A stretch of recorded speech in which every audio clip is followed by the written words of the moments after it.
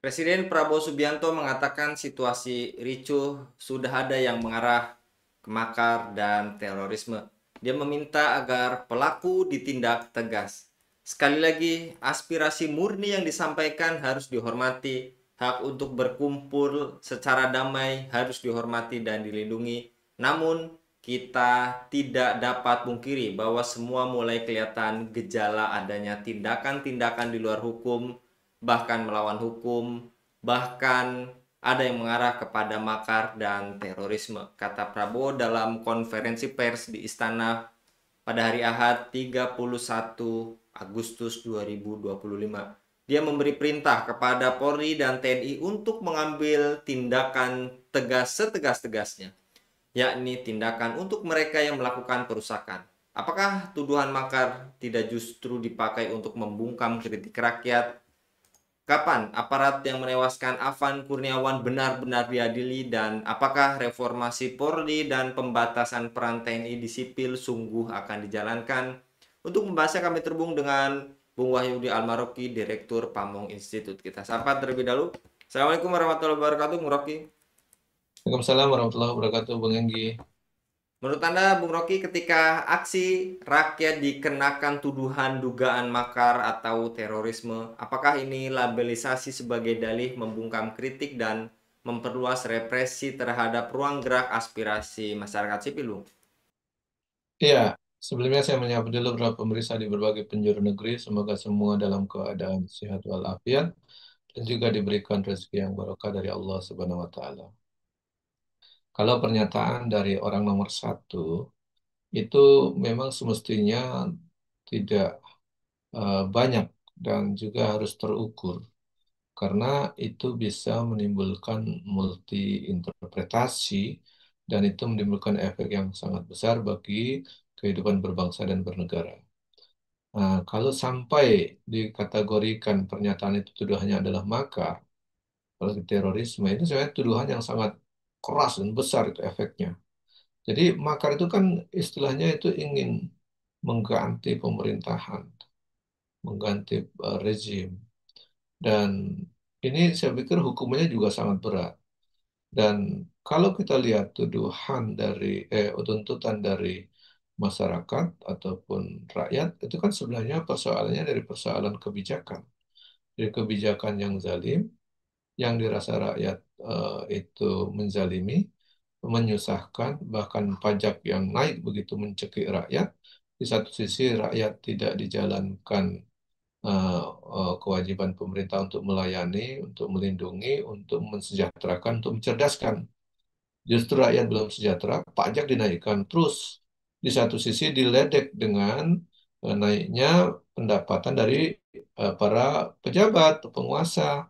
Ada DPR dengan tunjangan yang dinaikkan, ada komisaris yang gajinya begitu besar, dan seterusnya. Ada fasilitas pejabat yang banyak di depan mata. Saya pikir itu justru kontras dengan pajak yang dinaikkan untuk membebani rakyat dan mencekik rakyat.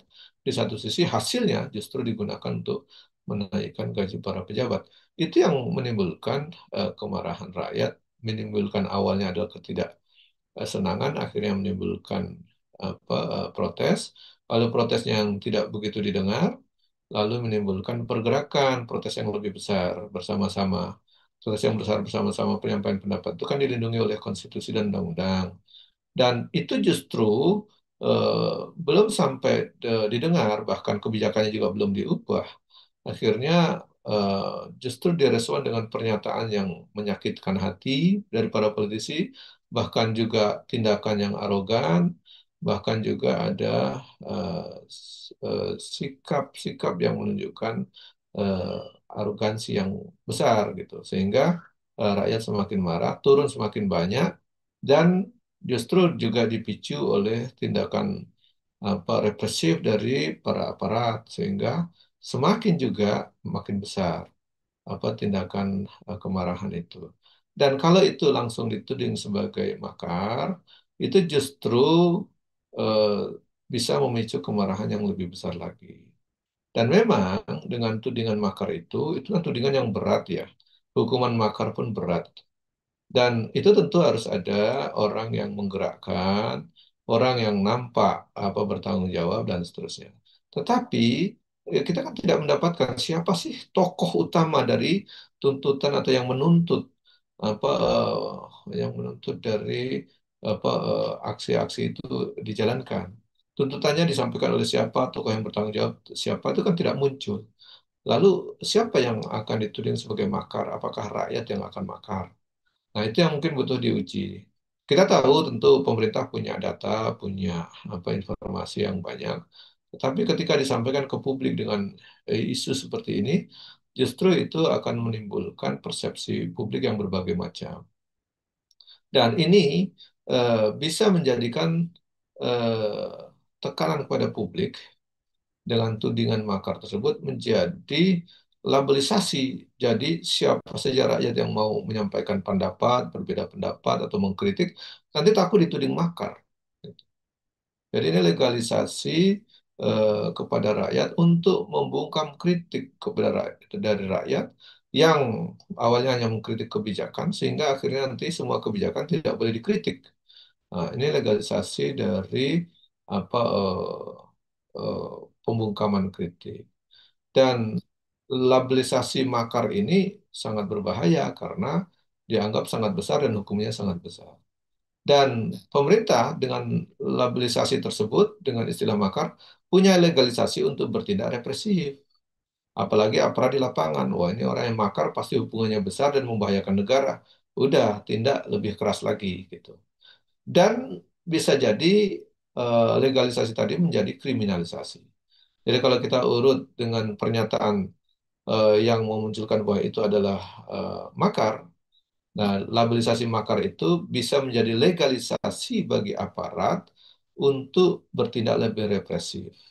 Dan itu bisa menimbulkan kriminalisasi terhadap masyarakat yang sebenarnya tidak bersalah, hanya menuntut dan mengkritik, akhirnya dikriminalisasi. Saya pikir itu yang ujungnya ke sana dan bisa menimbulkan banyak kriminalisasi oleh aparat di lapangan.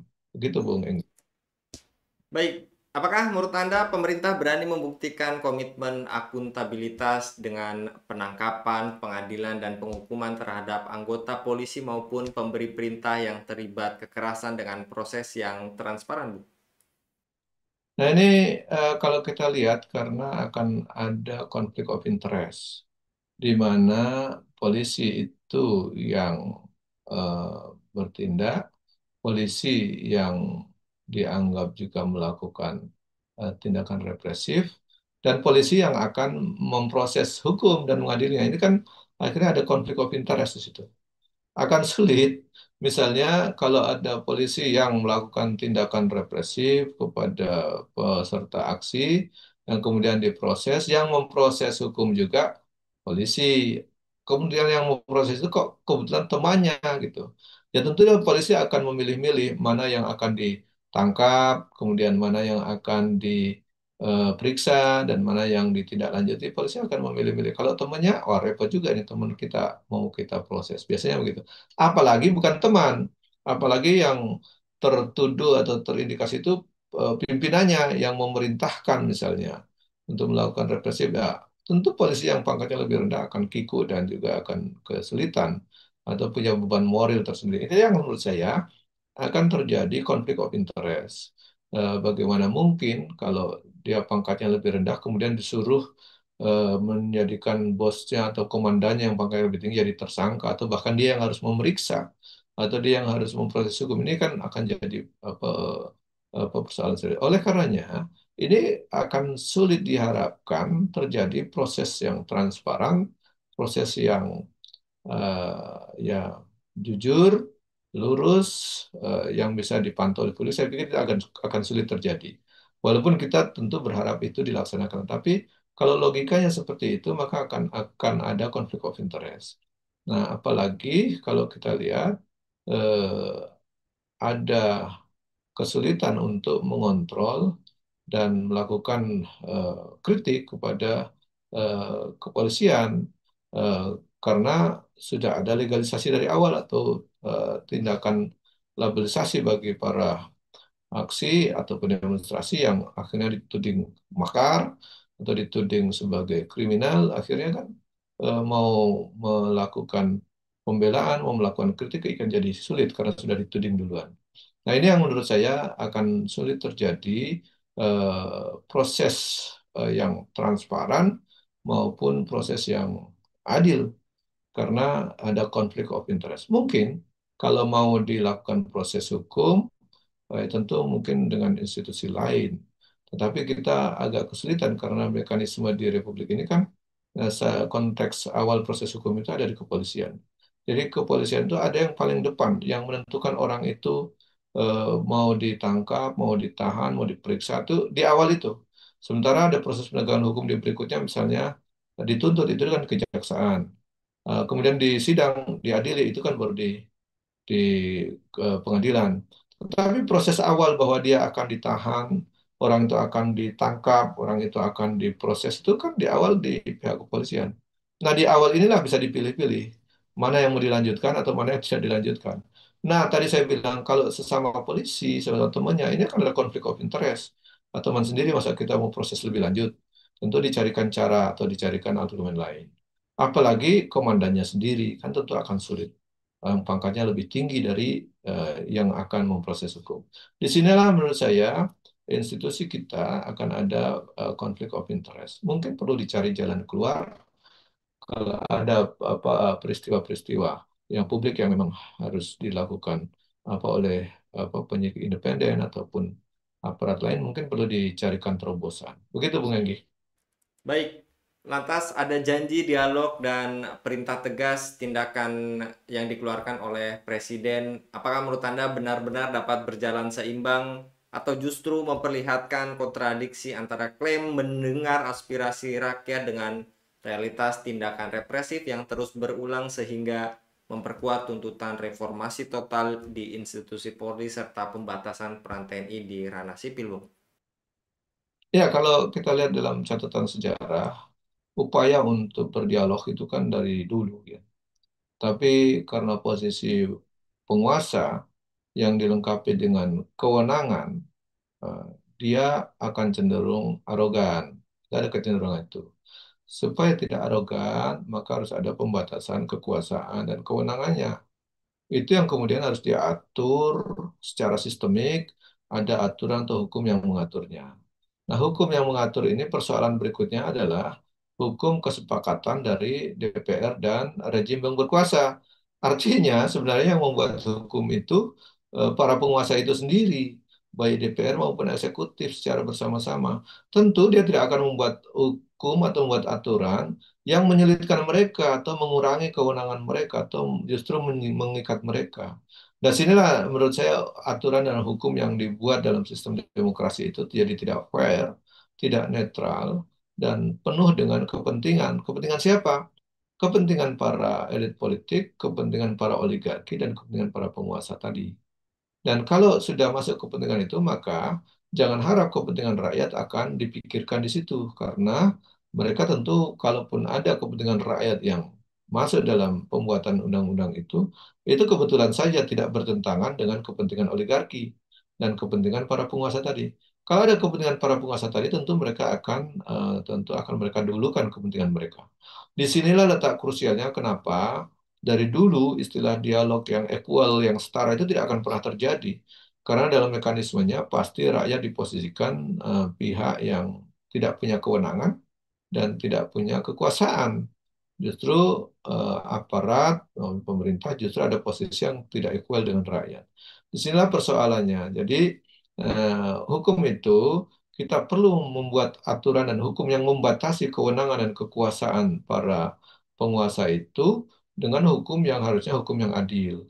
Hukum yang tidak dibuat lagi oleh penguasa itu sendiri dengan kepentingan-kepentingan mereka. Itulah kalau dalam Islam kemudian dikenal dengan aturan atau hukum itu, yaitu hukum yang berasal dari zat yang maha adil dari Allah SWT.